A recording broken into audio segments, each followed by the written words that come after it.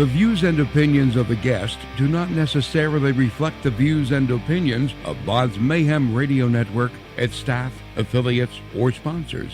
Parental discretion is advised. Welcome to BODS Mayhem Radio Network. Hey, this is Brian from 10 Years and Brave the Royals, and you're listening to BODS Mayhem Hour. Welcome to BODS Mayhem Hour, your source for all hard rock, heavy metal, new metal, alternative, punk, horror punk, hardcore, rock, and all local bands, with your host, John the Bod, a.k.a. the Bodfather. Hey everybody, welcome to BODS Mayhem Hour. I'm your host, John the Bod, a.k.a. the Bodfather, and as always, I'm bringing you guys and gals awesome interviews. Today, it's an honor and a privilege to have Brian. He's of 10 years, and now he has a new project called Brave the Royals. Brave the Royals have released their first single titled Dreamer from their upcoming EP due out later this year. So we're going to be talking to Brian about this, and I've been checking this band out quite a lot here lately, past couple weeks actually, and I hope to God that you have Breaking Down and Who Will Save Us on this EP, because those two songs are badass, hands down. Oh, thanks, man. I really appreciate it. You know, those are old songs that I've just kind of had floating around, and I did those acoustic versions that are on YouTube. And yeah, I mean, you know, for me, it was just scratching an itch to get those things out there a little bit, even though they're live and just in a stripped-down acoustic state. I still think people were definitely relating to, you know, the content and the meaning on those songs. So first off, man, how's it been working with For the Win Media so far with Jamie? I know she can be a ball buster sometimes. And that's why I'm working with her. Oh, she's great. She's awesome. And, you know, this is a new project, so it's you know, it's not the easiest thing in the world to beat down doors yourself as an artist trying to get something new out there. So, you know, having the right people on your side helps, and that's definitely Jamie. Now, obviously, Brave the Royals, you know, you released your first single, Dreamer, and I know there's got to be other songs that are out there, but was it hard to choose which one was going to be the first single for Brave the Royals, man? I mean, for me, it was definitely hard to choose, but, you know, as I started kind of sprinkling some of the material to various people I know in the business, that seemed to be the song that people kept coming back to. And it's funny because, I mean, and Jamie and I have talked about this, and I've talked about this with a lot of people, about how Dreamer kind of throws people off as a song, because I especially, the people that know me in the music community, you know, they know me as being a rocker, a guy who, you know, I played drums in 10 years, then I, you know, switched to guitar, and I've always been in the hard rock scene, and that's how I'm known. But Dreamer is like, you know, it's a rock song, but it's not, and it's, you know, kind of like a pop song, but it's also not, and it's a weird kind of like floating feeling song. And so it's that one for me was like, it's terrifying to release something that you can't quite define, but at the same time, it's super exciting. And I think a lot of the feedback that we've been getting on the track reflects that it's something different, and that, you know, when you release something and it's extremely familiar, or it's the sound is in the shadow of another song that people can easily identify with, you know, it makes it easy for the listener, you know, especially being able to put it in a box and know exactly what it is. But with Dreamer, you know, I think that's kind of the intriguing part of this whole process is seeing how people are responding, because a lot of people are kind of still, you know, they don't quite know what to think of it yet. But a lot of good feedback so far, so we're definitely happy. And you're exactly right. Coming from 10 years, everybody's like, well, let's go check it out. And then you hear Dreamer, that's going to throw them a curveball, and they're going to be like, whoa, what the hell? Well, yeah, exactly. But, you know, it's funny because even the guys in 10 years who, you know me better than anyone in the world, they're like, you know, I mean, I was always the guy back in the day on the bus, you know, drinking, partying, and like blaring Justin Timberlake and stuff, you know, or like Massive Attack and things that are so not rock and roll, you know what I mean? And so everyone that knows me knows that I have, you know, such a different musical side to what I do, and, you know, just what my personal tastes are. So I started 10 years when I was 15 years old, out of my parents' garage in high school. That was like my baby back then. And that was when I was in the midst of listening to, Tool, Metallica, Deftones, Korn, all those bands that really, changed the landscape of music in that time frame in the 90s. So I came up really, in that rock scene and really embracing it. But behind the scenes, I've always had that itch to do something a little bit different. And for me, BTR, beyond the fact that I can stretch out a little bit musically and experiment and embrace a little bit more of a digital approach, beyond that, it's a beautiful thing for me to also be able to release a lot of what's inside of me lyric-wise, because, there's a lot of content and a lot of feelings in the world and what, we're going through in this day and age that I personally want to talk about. And I mean, I joke around with my wife, and because I have a studio at my house, and that's where I've done all the BTR material, a couple of the 10 years records I've produced and mixed there, various other things like that. But, that place is therapy for me, man. So that's basically Brave the Rules for me, is a form of therapy, being able to get a lot of this content out of me and issues off my chest. It's been really cathartic. What made you want to do two versions of Dreamer? For those who don't know, there is two versions of Dreamer that Brian has put out. What made you want to do that? Basically, the initial version is like my gut instinct version. That's kind of that's what happened when I was in like rush mode in the studio, just trying to get the ideas out. The regular version really, that's the result of that. But then when I was thinking about, how the song would feel when I would strip everything away, and sometimes I'll just sit by myself and strum an acoustic guitar and sing it. And even though it's the same lyrics and even though it's the same song structure for the most part, the feeling was just a little bit different. And depending on my mood, sometimes I want those big banging drums that are in the main version of Dreamer. But then sometimes, you get in a mood where you want a little bit of a different light shining on the idea.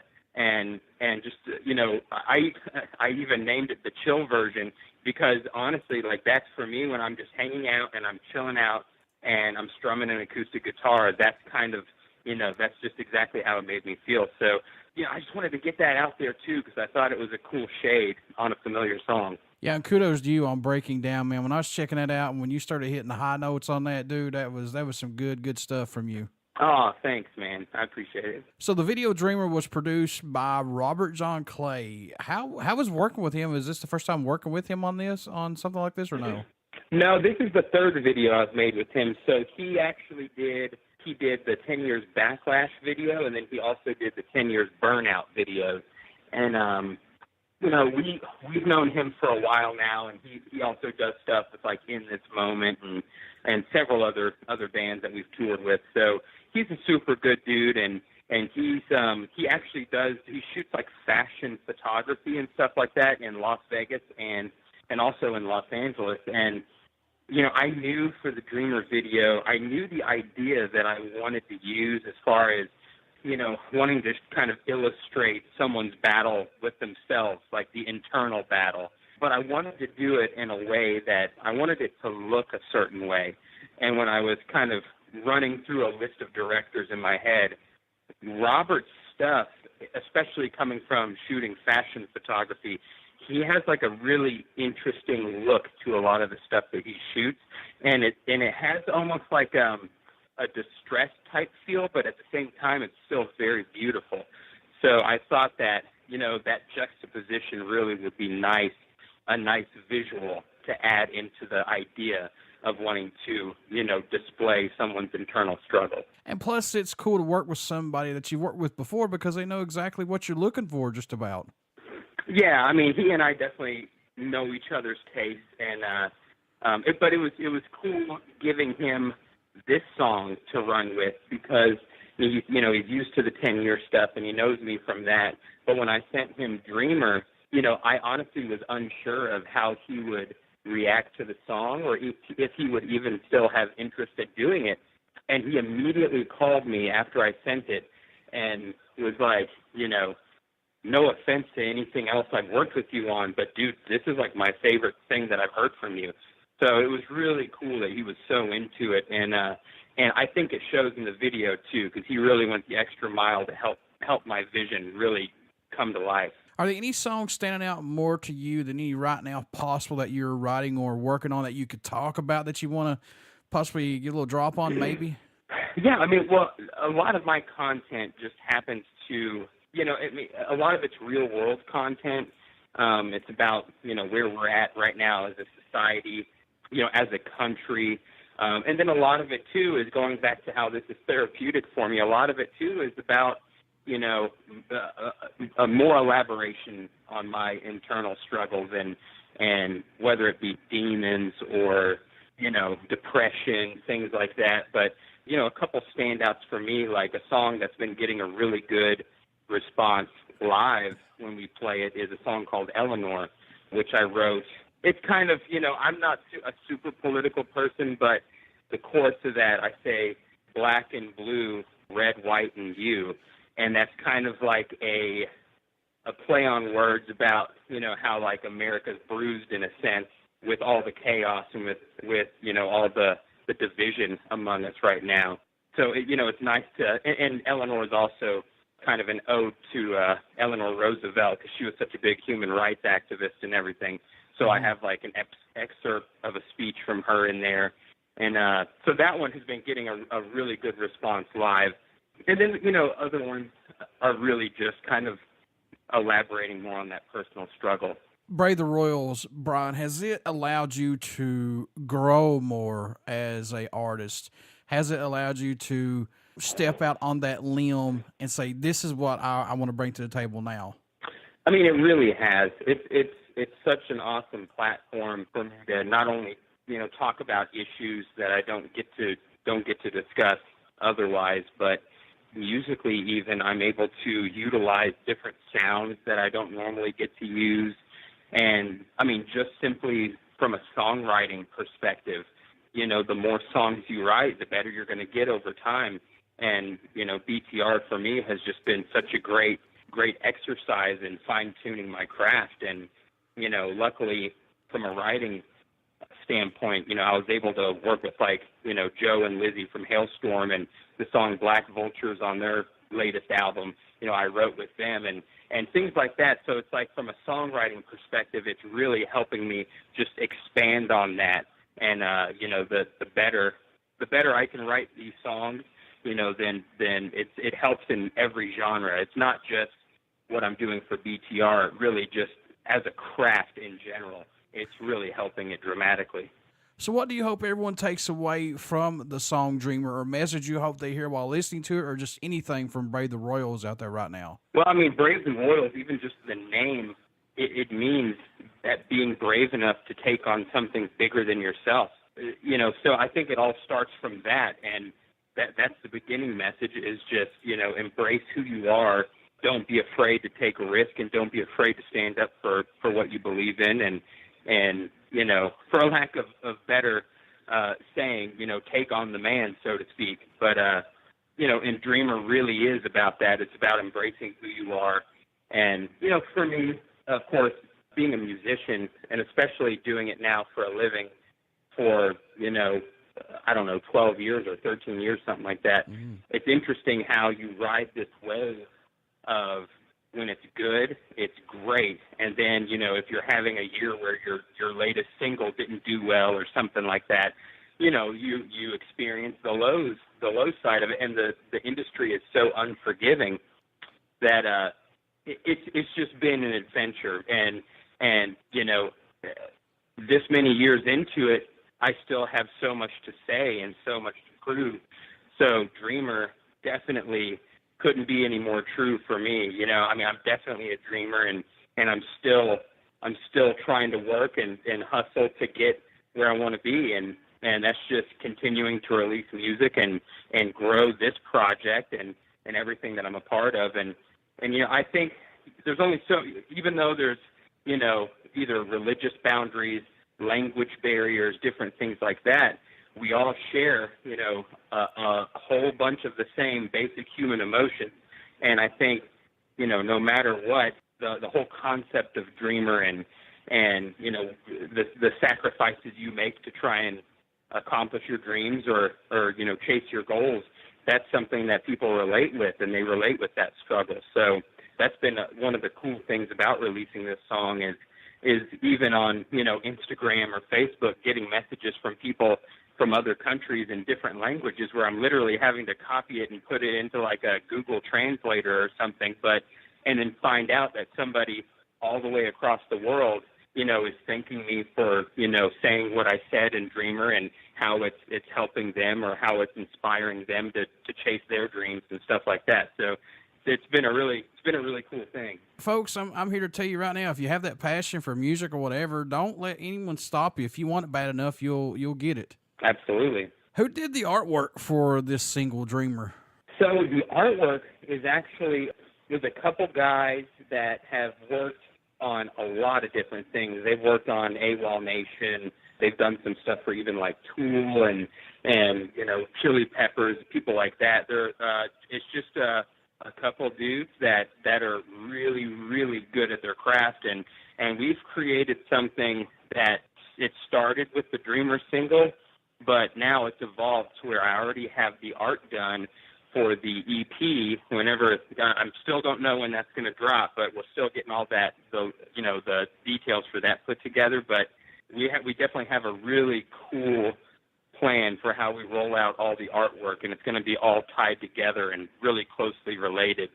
But I knew before we started working together that I wanted something different. I wanted something that would jump off the page when someone was scrolling on a phone, and I couldn't stop thinking about neon, like a neon light or whatever. So I mentioned that to those guys, and they definitely delivered. That's exactly what I was hoping for. So I always like to give a shout out to the artists because I think they don't get enough credit during interviews and stuff when bands are on and stuff. So I always like to give a shout out to them because it's hard to get what the actual musicians wanting to have on their cover art. Yeah, well, when for the first, and since I have total control of this project and I can really just, whatever my vision is, I can really see it through without compromise. When I talk to them, their names are Simon and Douglas, but when I talk to them, my vision of where I wanted this to go, and it's the same kind of thing with Robert on the video, having a clear vision and then talking to people like these guys that truly understand where I'm coming from and where I want it to go. As an artist, it's a blessing to have people that actually really understand your vision and can help you get from point A to point B. So I'm super thankful that all these people were able to really understand where I was coming from and where I wanted to go. Do you like to do anything differently during the writing and recording process to help keep your mind fresh and open, to not let the music get stale or not let the music get boring? Do you like to do anything differently, possibly? So with BTR, because I record all the instruments and then obviously all the vocals and stuff, and so the way that I set up my studio is everything is already pre-wired. My drum room has all the live mics ready to go. I have a programming computer where if I want to program drums or, all my synth programs and stuff like that, everything is basically ready to go. So when I get in a mood to write, or if I have an idea, I go down, and usually my process is that I go until the song is done. So a lot of times I'll go downstairs in the morning with the biggest cup of coffee I can get my hands on, and then I just start. And usually by the end of the night, I have everything tracked and written, brand new and fresh, and then I go down the next day and I start a mix. It's kind of a weird process because I work less on thought process and definitely more on instinct. And for me, that's been one of the most refreshing aspects of doing the writing for the Brave the Royal stuff compared to 10 years or any other project I've been involved in is I'm able to really truly work on instinct, and since it's only me, I get to just go, so I'll go and track drums and then immediately come in and pick up a guitar or a bass or whatever and kind of just start going. So it's almost like an unedited, just throw everything at the wall and see what will happen type scenario. Whereas if the 10 years side of things is it's much slower and much more of a thought process, and there's more people involved. So with that, you can't just put the pedal to the metal and go until you have a finished product. A lot of times, it's, and especially lyrically, I work very quick. And then, with other projects, sometimes it's getting a lot of music beds done and then sending them over to the singer and stuff like that. So it's an interesting process, and I never know what I'm going to get. And usually about 3/4 of the way through every single song I write, I think that I'm failing and I think it's no good. And I'm like, I should just throw this away. And then something happens where I round a corner and the idea finally starts to come together. So, it's full of ups and downs, and it's an emotional process, but it's fun. So correct me if I'm wrong, Brave the Royals performed for the first time in Hell at the Masquerade in Underground Atlanta back in January 19th of 2017. How was that show, and how was the reaction of the fans, and were you kind of a little nervous, basically, or anything? Well, and, it's a little weird because that was a 10-year show, too, so I'm opening the show and then closing it that night. So when we've done that a few times where I did double duty like that, but back then it was a whole different thing, because when we first started, the very first batch of BTR songs that I wrote, I didn't write with myself as the vocalist in mind, so I was just playing guitar at that time, and I was writing like metal riffs. So the first batch of songs they were all really heavy and really kind of, it was metal for the most part. So my original intention was to try and build the project like that, because one of my best friends in the world was the singer at that time, and he has a great, strong voice as a hard rock or metal vocalist. So that's kind of, when the whole thing started, that was the original concept. Then he ran into some health problems and got to the point where he couldn't tour or couldn't play shows for a while. So I made the decision at that time to continue writing, but since I knew that he was kind of out of the picture, I just decided, well, if he can't sing or if he's not going to be available, I'm just going to try and, use my own voice. And, I've sung on basically every 10 years record. I do like the backups, and even on a couple of the songs on various records, I do the leads. So singing has definitely always been in my catalog. I just never really thought that I was going to make the dive and really dedicate to being a front man. So once he had to bow out and I took over, the sound drastically changed, because I'm definitely not a metal vocalist. My voice and the things that I want to write about lyrically definitely have a different thing to them. It's a little bit, while it can be inspiring at times, I think there's also a bit of melancholy in there sometimes. So, I shifted the music a bit to match the tone of my lyrical content and my voice. So Dreamer was actually one of the first songs that I wrote after I took over and fully committed to being the front man and just, taking charge of the project like that. So Dreamer happened, and then since then I've written probably 50 or 60 songs. What can fans expect at a show from you when they come out and see you now live? Well, now, the past couple shows, I didn't even play guitar. I just sang. And for me, I didn't know if that was going to be a daunting thing, since I've either always had a guitar in my hands on stage or been behind the drum kit.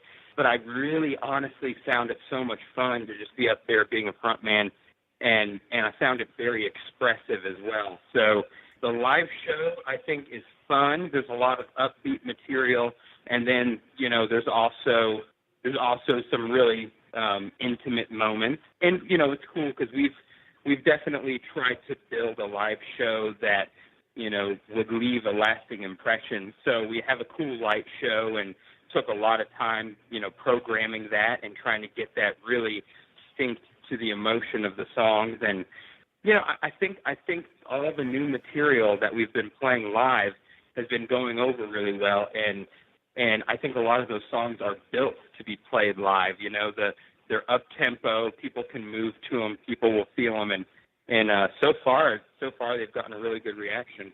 Now, I know you mentioned you had 50 or 60 songs written right now. I know there's going to be a forthcoming EP on this, but, I mean, could we basically maybe see a full length on this, or are you just going to stick with an EP for now? Well, that's a good question, and I've actually been hounding my manager about this because I'm very impatient and want the songs to come out now, and I want to. If I had it my way, I would release a triple album and just drop like 35 songs on everybody. But you know, apparently that's not always the best idea, I guess, from a business side. So we're gonna make that plan. But yeah, every conversation I have with my manager about this, I'm like, yeah, so full length, right? So I don't know. We'll see. I'm hoping because, you know, at least for me, I would love for every song that we play live to be available so people could learn that material and sing it with me. I miss the days of the double discs, the double full lengths, you know? Oh, yeah. You don't Totally. see that no more at all. I think the last one that put one out was, from Seven Dust, John Conley. I think he's the last one that I know of put out for me, you know, that I like, metal music, a double disc. Yeah. So, you know, that sucks, man. That'd be cool Absolutely. if you could do that. So, in your own opinion, what does Brave the Royals bring to the table for music that's not out there as of right now? I mean, I know no one's reinventing the wheel, but what do you bring to the table with this band differently? Well, that's a good question. And, you know, all I'm trying to do at the end of the day is just write songs that I care about and that make people feel something, you know? And for me, music and lyrics and the sound of a vocal, all that is so much about feeling, and I, you know, that's all I can ask for is that people just feel something from what I do. And again, kind of going back to some of the initial feedback that I've had on Dreamer, it's an interesting thing how a lot of people are still trying to figure out what that is. And I think, you know, even though sometimes it can be a frustrating thing when people aren't quite sure about what you know, the product of when you've poured your blood, sweat, and tears into something, but at the same time, that kind of emotional ambiguity there and the fact that so much of the feedback has said that they, you know, I don't sound like anybody else, that it's an unfamiliar thing. So, you know, I take that actually as a really good thing because I don't want this thing to sound just like anyone else. And while, you know, there's always going to be elements in there of my influences, you know, I'm really happy that it has its own thing. And while I'm writing and creating these songs, that even though it's always, I always strive to be original, that wasn't on the top of my thought process while I was writing and recording this stuff.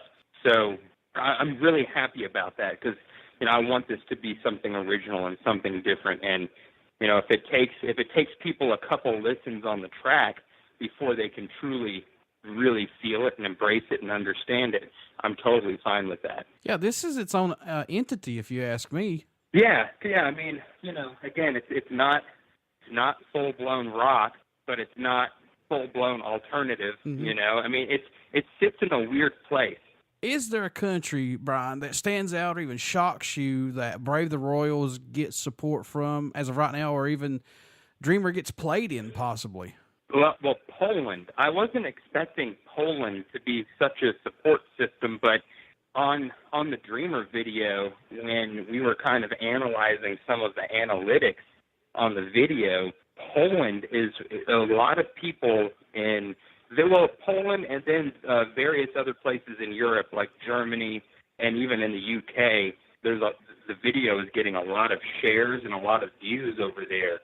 So I don't know. I mean, you know, I wasn't expecting that at all, but it's really cool to see. So, but, you know, and then as far as all the countries that I've toured in, I know that I can't wait to take this project over there and then also over to Asia because I think it would go over well there too. But, yeah, I'm definitely surprised the most probably by Poland. So if you're listening, Poland, thank you very much. Are we expecting a summer release or a late fall or winter release of this year, maybe? Well, I'm hoping sooner than later. Okay. So no date pinned down yet, but I'm pushing for summer if possible, but we'll see how that pans out. Folks, you want to get out and pick up Brian's new single called Dreamer from his new project, Brave the Royals. Get out and pick this up and check out the music from it. Brian's got some great stuff out there with Brave the Royals. I know it's old stuff that he's put out before, but still, it gives you just a taste of what is coming up here. So, great stuff, Brian, and keep up the good work, man. And I've loved the stuff you've done with 10 years, and now I like what you're doing with Brave the Royals. And it's a breath of fresh air, man, to see some new stuff out there right now. Awesome, dude. Well, I really appreciate it. I appreciate your time and having me on as well. I really do. How can folks pick this up, merchandise, things like that, and when you go on tour with Brave the Royals, if you're going to do stuff for 10 years with this, how can they do that? Yeah, so, I mean, Brave the Royals is on all the usual social media suspects, and then our online store is at bravetheroyals.com. And as far as touring goes, that's in the works right now. We're talking to a couple bands about doing something coming up, so it's a little early for me to say, but we definitely have stuff in the works. So here in the next couple months, we're going to be out there doing stuff. And then next month, we'll be doing a show with Bad Flower in our hometown, actually. So that's going to be a really cool and fun one. Those guys are killing it right now. So, yeah, lots of stuff coming up, but definitely find us on social media and give us a follow, and you'll get to hear my little occasional rants and pictures of food. Before I let you go, good sir, would you care to do a promo for my show? Not at all. Not at all. Hey, this is Brian from 10 Years and Brave the Royals, and you're listening to BODS Mayhem Hour. Everybody stick around. We got some great stuff coming up, and you only hear these interviews right here on BODS Mayhem Hour and BODS Mayhem Radio Network. Get out and check out our Facebook page. It has our YouTube link, plus it has our podcast link and soon a Twitch link. And also get out and check out 10 Years plus Brave the Royals from Brian. You will not be disappointed. Thank you so much, Brian, for being on the show, man. Appreciate it. Hey, appreciate you, man. Thanks so much.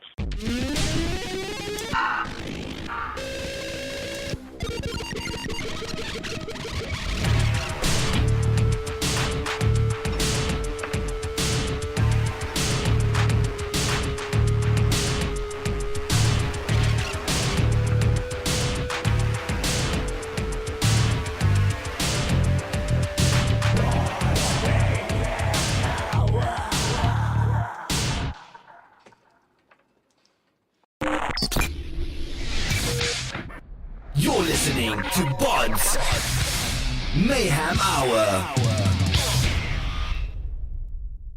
Follow us on Facebook, Twitter, and Instagram.